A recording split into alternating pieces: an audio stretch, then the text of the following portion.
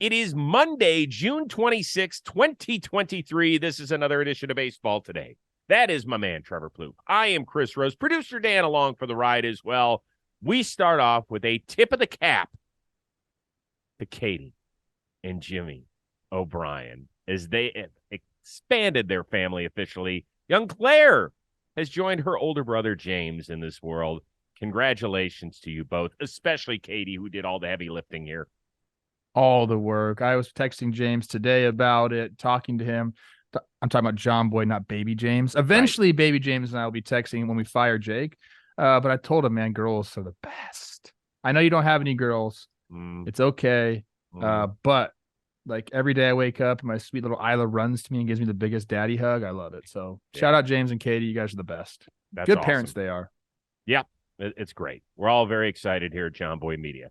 If we do give a tip of the cap baseball-wise, it's to Jordan Lyles, who finally got that much-needed win for the Kansas City Royals. He had been 0-11 prior to this weekend. He got the dub. It was their first dub when he's been on the mound. They had been 0-15 when he had taken the bump. So good for him. Good for the Kansas City Royals, who split a series against the best team in baseball, the Tampa Bay Rays. But let's start this off with another American League East team. That would be the New York Yankees, who got a nice series win at home against the Texas Rangers, a first-place club out there in the American League West. But the big news was something we found out on Saturday, which is the reigning MVP, Aaron Judge, ain't coming back anytime soon. He's got a torn ligament in his toe. You know, it happened earlier this month out of Dodgers Stadium. He isn't back doing baseball activity. He still has massive amounts of pain here. So New York is currently the second wild card team there in the American League. How worried should Yankees fans be about their hold on a playoff spot without the big man coming by anytime soon? I mean, most of the time people are going to call me a Yankee hater no matter what I say, but I think they're going to agree with me here. They should be very worried. I mean, Dan gave us the stats, I believe, last episode about what, you know, the team does when Judge is in lineup and what they don't do when he isn't in the lineup. They don't win a lot. And right now I'm looking at their Fangraphs page. I mean, they're 29th in OBP, 23rd in OPS. That's with his stats included in there. Take Judge's stats down a peg, make him a slightly above average player. What's that going to look like? So offensively, they need something to get going. They need Stanton to get going. They need LeMahieu to get going. They need Donaldson to get going. He had a big sit-down meeting with Boone this morning. I don't know what's going to happen there, but I mean, to answer your question, yeah, I think anyone that's a Yankees fan is very worried about the state of the team right now. There's a lot of good teams in the AL. They're barely holding on to a spot. Now, yeah, you're going to get Rodon back. That's going to help a lot. But without Judge in that lineup, they haven't been able to sustain winning streaks, win a lot of series. You know, they're not scoring a lot of games. I believe since he's been out, they're averaging like 3 runs per game, right around that mark, and it's one of the lowest in baseball. So they should be worried. I'm hoping he comes back. I like when the Yankees are good. Number one, it helps our company out a lot. Number two, like I like when everyone's healthy. I don't like when stars are hurt. That's the best form of baseball, is when everyone's playing well and everyone's healthy. And right now, the Yankees can't say that. Yeah. The Athletic put out some stats heading into Sunday's game. For the month of June, the Yankees ranked last in runs scored, batting average, on-base percentage, OPS, and weighted runs created plus. You got to do that another month plus, maybe more. I mean, Boone wouldn't even say what's necessarily coming back. He's like, I don't deal in absolutes. So I get that part of it, just because he probably wanted to cover himself in that area. But I will be listening to the next time that he joins Jimmy and Jake, or just Jake, if Jimmy's going to take a while off with the new baby. Hi, Claire. So this could be troublesome. I think what it does is it changes the way Yankees have to win. The Yankees have to win games, right? Rodon comes back, assuming he's close to what he has been the last 2 years, then they're going to win games 3-2. And that's just, we're not used to seeing that with the Yankees, even as good as their pitching staff has been, particularly the bullpen in recent years. It's a hard way to go, but I think that's the way they got to go, right? Yeah, like that's difficult to do that. That's a lot of pressure to put on your pitching staff. Like, hey guys, you got to hold these teams to 4 runs a game, even 5 runs a game. Like, that's not sustainable. So look, you have to have other guys step up in the lineup, you know, plain and simple. And every person in that clubhouse understands that, look, Judge isn't here. He's our captain. He's the guy that produces a lot of our runs. But when people get hurt, that's the name of the game. You got to step up, and someone has to do it. And they have the guys. They really do have the guys. And it's kind of like shocking to me, some of those numbers about their offense, because if you just look at the roster, you're like, dude, these guys can do it. But they haven't got the job done this year. Certainly will be interesting. No question about that. I think we can all agree on this. Whether you like or don't like the Yankees, and there's a lot of people that don't like the Yankees, we all like Aaron Judge. Like, yes, he's great for the sport, and the fact that he's not out there, I would say the same thing for a bunch of other guys. You need him back, and these toe injuries are no joke, man. They are no joke. Seems like it's a little thing, even a big toe. It sucks. You know what was great this weekend? The series between the Reds and the Braves. We previewed it on Friday's show. We talked about how excited we were and what maybe the Reds could learn about them. We knew the Braves were damn good. They ended up winning the series, but the point was 3 one-run games, all thrillers. It started off in style with an 11-10 Reds victory on Friday night, in which Elly De La Cruz hit the Reds' first cycle since Eric Davis in 1989. Braves took the next 2 games, but after Friday's game, Joey Votto, the dude in that Reds clubhouse, had this to say about their phenom, Elly De La Cruz. I mean, has there been, and this is extreme, but has there been a better switch hitting, speed power guy? The only comp I can think of is Mickey Mantle, young Mickey Mantle. And that's unfair to put on Elly, maybe one of the greatest players of all time. Elly's got plenty of time to entertain the fans, but he hit a ball off the wall today as hard as I've seen anybody hit a ball, and then he's trying to score on a pick, and he almost did. You had to get a perfect throw from a Gold Glove caliber first baseman. All right, so are we jumping on the hype train a little too soon here? I don't think so. I mean, I don't think Joey's saying, like, look, he's had the career of Mickey Mantle already. He's just saying, he did not like, say that. Yeah, if you just watch the guy play, like the fact that he can run the way he runs, the way that he looks the way he looks. What is he? 6'5", 200, but he moves like he's not that big. And right now the statistics are eye-popping. 423 OBP. He's one dotting it through his first 64 at bats. He passes the eye test. We saw him so much on social media in the minor leagues, hitting the ball 118 miles an hour seemingly every single day. And now we're seeing it at the big league level. It's I was trying to think of like another switch hitting power speed guy, and like really there just hasn't been anyone that looks like this guy at all. It is, and you know what, those interviews that Joey's been given, we anyone that's followed baseball, you also have to kind of like love Joey Votto too. He's so sincere and puts a lot of thought into what he says, and he the way he talks about this team as if he's not on it is kind of funny to me. It's like, Joey, you're like a Hall of Famer, dude. Like, you're also part of the reason this team is really good. Your leadership, your mentorship, goes a lot farther than he probably thinks. But listening to him talk about this team, and he said, this is the best brand of baseball I've ever seen. If I was a fan, this is a team I would show up for. He said, I'm not selling anything. My contract's guaranteed. I don't need to sell anything. It's just been awesome.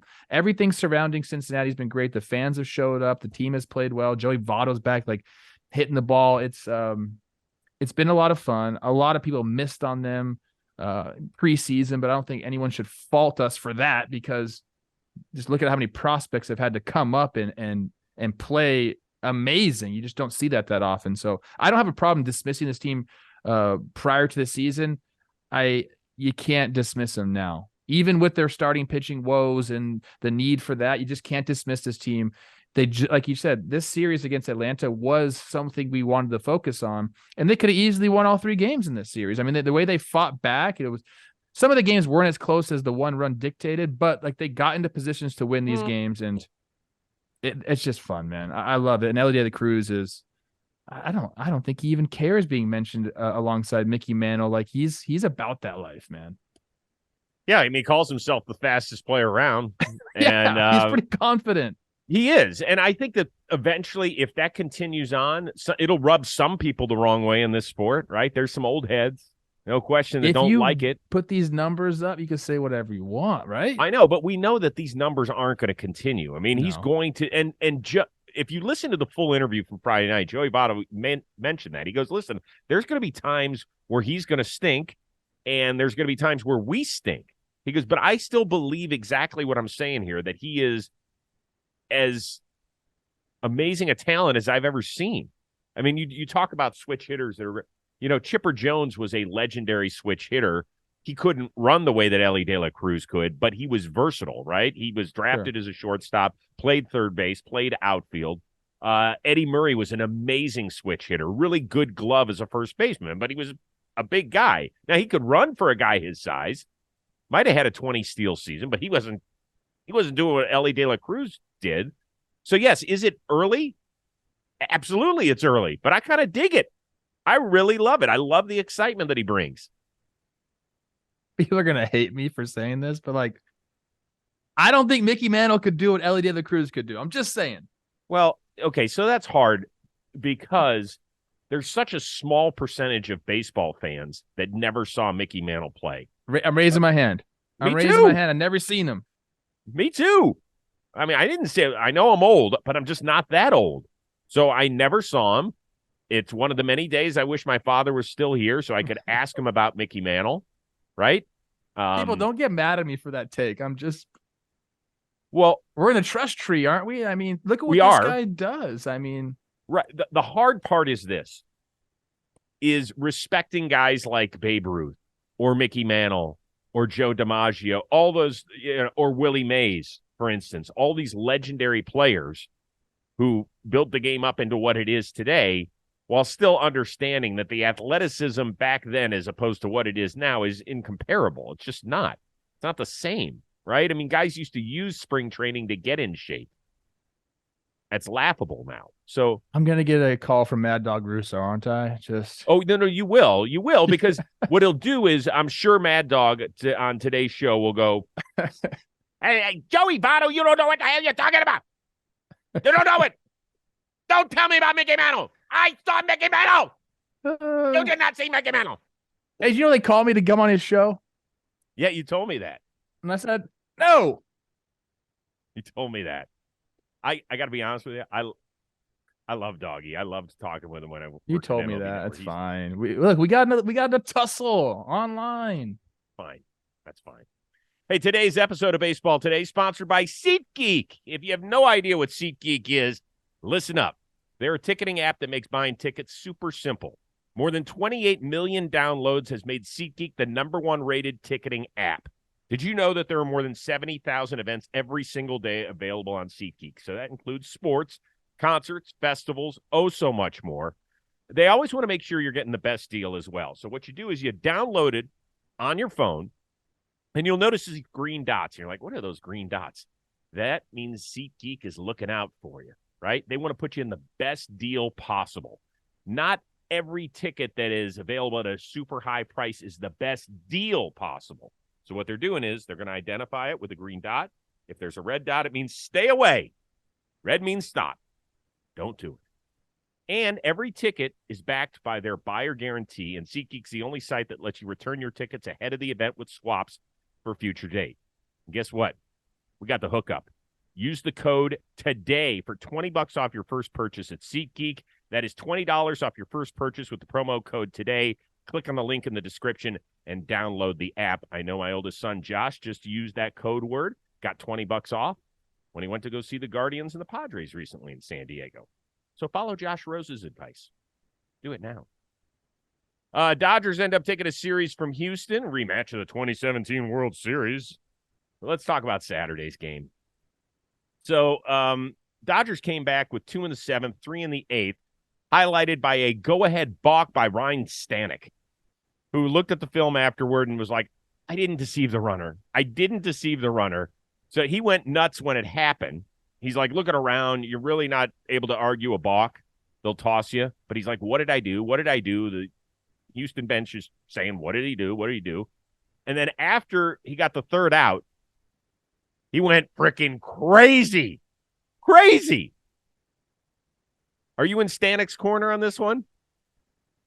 All right, people. This is another one that people are going to just get mad no matter what you say. Whatever side you're on, people get mad. He balked. There's no doubt about it. Okay? Like, he moved that back right leg, and then he tried to, hide it. You know, like when you, trip, but then you try to hide it by, oh, I meant to do that type of thing. He stepped off because he moved that back right leg and tried to hide it. The umpire saw it and called it. Now, do I think like that should be a balk? Like, probably not. Like, that's not the point of the rule necessarily. It's not the spirit of the rule, right? Not the spirit of the rule, but like I've seen that call made a bunch. Like, so like he knew he balked. That's why he stepped off and he just got caught. So I'm on both sides here. I'll be pissed if I was Stanek too, but like it happened. And so I don't know, man. It sucks that it like was at that time with runners on third base, and it obviously affected the game tremendously, but he balked and it got called. So I don't like that he got called for the balk, but he did balk. If you know what I'm saying, like I think both things can be true. So the balk rule is really difficult to explain. Even the name of it is stupid. I mean, it's just all of it is dumb. The whole idea is to not deceive a base runner, right? And that's what Stanek said in his post-game argument. He was like, I wasn't doing anything. You could not say what I did today deceived the base runner in any 100%. way. And that's where I live. I'd be pissed off if I were Stanek and the Astros fans. That's the way I see it. I thought they got shortchanged on this. It's not to say that necessarily they don't lose the game, because even if he gets out of that frame at 7-7, you don't know. They might lose walk-off variety. I don't know. But it sucks that as fun a game as that was to watch, that's the way it was decided. Yes. I just think we have to have better feel sometimes, because nobody would have watched that pitch go and said, holy shit, he balked. That cost the Dodgers a run. Nobody would have said it. Not even the most ardent Dodger fan would have said, holy shit, that was a balk. We would have gone on to the next pitch and just moved on with our daily lives. You're saying if they didn't call it and he just stepped off like that, I agree 100%. I mean, some astute baseball fans would say, whoa, you see him move? No they way. would have. I saw it.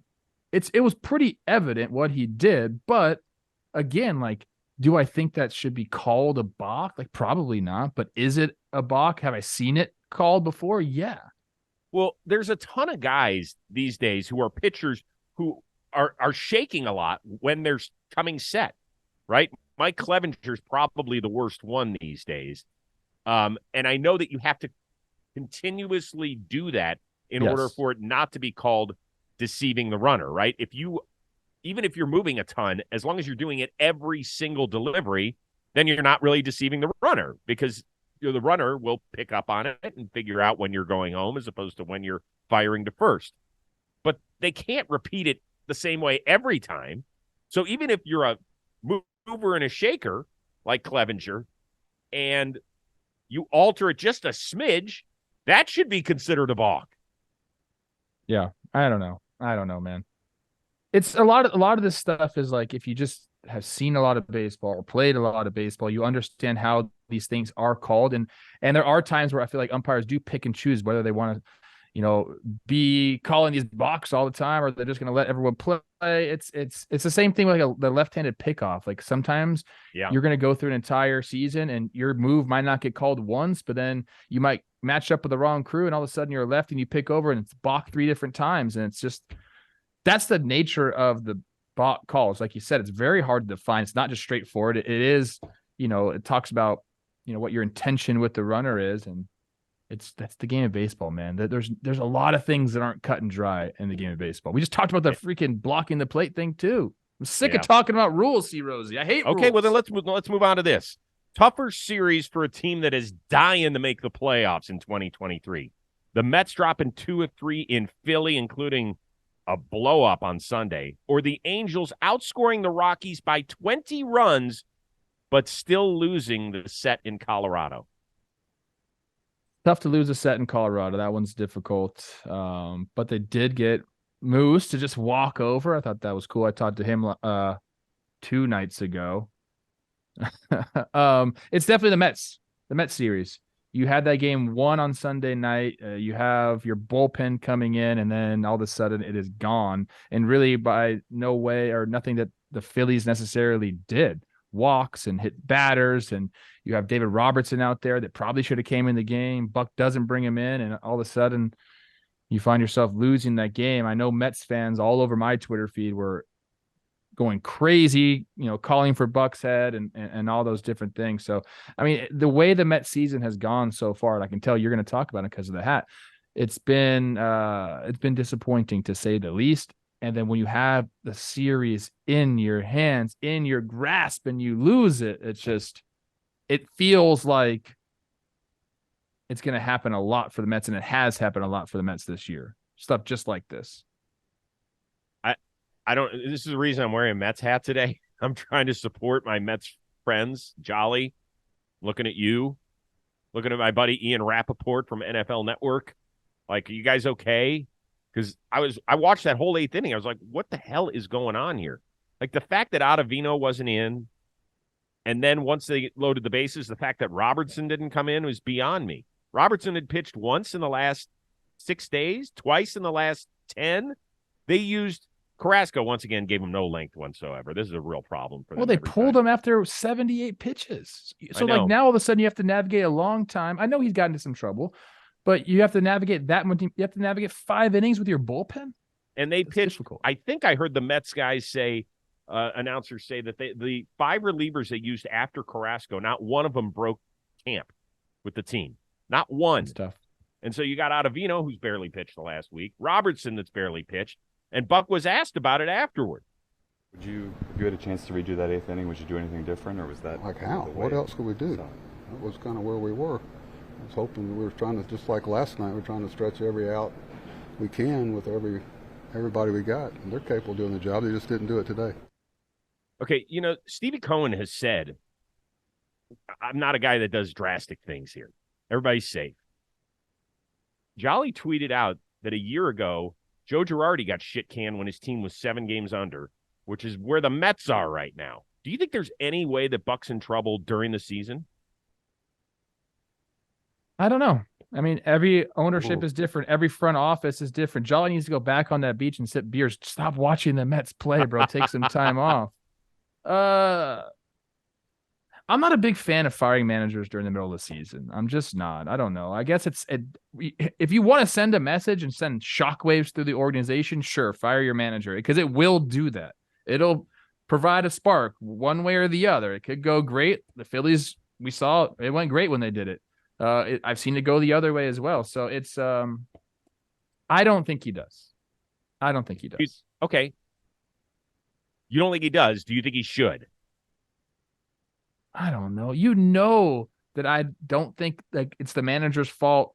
It's rarely the manager's fault of what happens on the field. Now, not bringing David Robertson in there, obviously that's his call. He didn't have Ottavino available apparently because he pitched 26 pitches on Saturday, so he was down. I don't know. It's the one thing that can affect is bullpen usage and where to bring guys in, what lanes to do it. That's in, you do that with your pitching coach. Like, you have these game plans, and even that, it was a bad decision not to bring Robertson in hindsight. But I don't think it's on Buck, to be honest with you.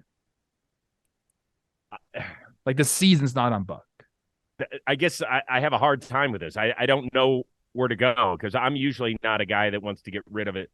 But, boy, you see what happened with Philadelphia last year, right? Rob Thompson comes in, and even after Harper went down, they exploded. And couldn't you see this team getting hot and at least making the playoffs? Right? I mean, right now they're 8.5 out of the wild card. They're 8.5. Like, they feel more like sellers than anything else. Let me give you some statistics on his team right now. 18th in OPS, 16th in runs. That's middle of the pack or worse in both of those statistics. Their starters are 25th in WHIP, 30th in walks per 9. They're not doing anything for him. The bullpen's been okay. They're 8th in WHIP. So you have Buck's not on the field playing.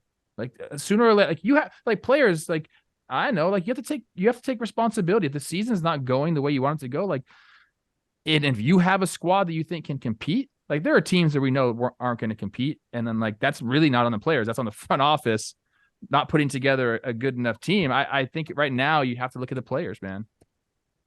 Okay.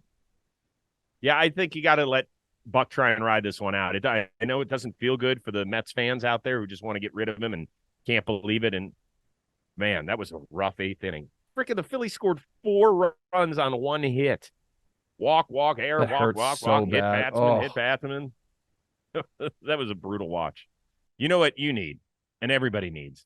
Bird dogs, because they'll make you look great this summer. They're stretch khaki shorts. They're designed to fit slimmer through the thigh and the leg, giving you a truly sculpted look. Bird dog shorts, they fit way, way better than regular shorts out there. They do the job. You know, they've got those old shorts have their restrictive cotton. Those things stink. They don't feel good. They don't look good on you. And so Bird Dog has fixed this issue by inventing cloud knit fabric that looks just like khaki but stretches so that you get a way slimmer fit without having to sacrifice movement. Bird Dog also uses the anti-stink sweat wicking fabric. It keeps you cool and dry all day long. Hey, listen, we're in the month of June. Depending on where you live, you can get humid. And I don't know what you're like, your body temperature, but for me, south of the equator, that could be rough. So Bird Dog is going to help you out. So I want you to do this. Go on over to birddogs.com/today for a free Yeti-style tumbler with your order. So not only are they going to make you look great, they're going to cool you down with a Yeti-style tumbler. You're going to walk around. Everybody's going to be like, dude, where'd you get that thing? Just go on over to birddogs.com/today. You get the Yeti-style tumbler, and you look great in the shorts. You'll be feeling great as well. Thanks to Bird Dogs. Finally, before we get out of here on the YouTube and the podcast side of things, it was Randy Arozarena Day, where the Rays actually did the broadcast from Randyland out there on Friday, and he came out with like a whole bucket of balls stuffed in his jersey. I mean, he has become, I just want to kind of give him a shout out because I think he has become one of the most favorite players out there. Is he not? Of course, he's awesome. I was yesterday at a barbecue. A couple of my friends there of Mexican descent. We started talking about Randy Arozarena and the WBC and like how much like they loved watching him. We talked about the story of him calling the president saying, "I want to play on this team. Like, can we do this?" And so he's becoming. I don't know, like he's like a darling, man. Like everything he does is fun and exciting, and people love him and. He works hard and plays the game hard. I don't know. I love watching him play. Like the things that he can do on a baseball field surprise me a lot. He doesn't look like he should be able to do all these things, but he can. And I love me some Cuban ball players, even though I believe he's officially Mexican now. I think he is. I think he became an official Mexican citizen. And it meant so much to him. They've told that story countless times during the World Baseball Classic. Yeah, really cool to see. And it's nice. I know there aren't a ton of people that show up to those games down there, but that little area of the field has become kind of a fun place. And I was happy they did the broadcast. Although I will tell you this, don't frickin' wear ties and shirts when you're out there doing a broadcast. Clean it up. I don't know who their boss is, but wear shirts. It's just corporate, chill. bro. It's corporate. You know that. Stop. Let's not do that. Those two guys are good dudes, too. Not throw a... Let's make sure they're wearing collared shirts and ties, guys. That's exactly what happens. Randyland? That's exactly what happens. Ridiculous. All right, speaking of Tampa Bay, Tyler Glass now, latest co-host of the Chris Rose rotation as we were lounging in San Diego together recently. Yeah, weird. What happened there? You guys were like getting real comfortable. Yeah, it was interesting. Yeah. We discussed if we should just share a king bed. I got no problem with that. I've shared king beds with my friends before. Yeah, it would have been just fine. It was taped before the Wander Franco stuff dropped, so obviously I couldn't get his opinion on that. But the rest of it is typical Tyler Glass now, and he is excellent as always. Don't forget, latest edition of Baby Ball Players is out as well with the Boston Red Sox. Give that a look; it's a fun one. And Ball and Play League started on Sunday. That was really cool. That is back. Darren Sammy is in the booth with me this time. Next one will be tomorrow at 6 o'clock Eastern, so make sure you join the stream. First stream had more than 2,000 people in it, so we want you to be a part of the party. If you don't know the rules, it's okay. We explain them at the beginning of every game. You can follow along. There will be those of us that are answer questions in the chat as well. So there you go. Plouffe, I always appreciate you, brother. You know that. Thank you. I appreciate you. For our one-of-a-kind producer, Dan Rourke, and the uber-talented and entertaining Trevor Plouffe, I am Chris Rose. We will see you Tuesday on Baseball Today.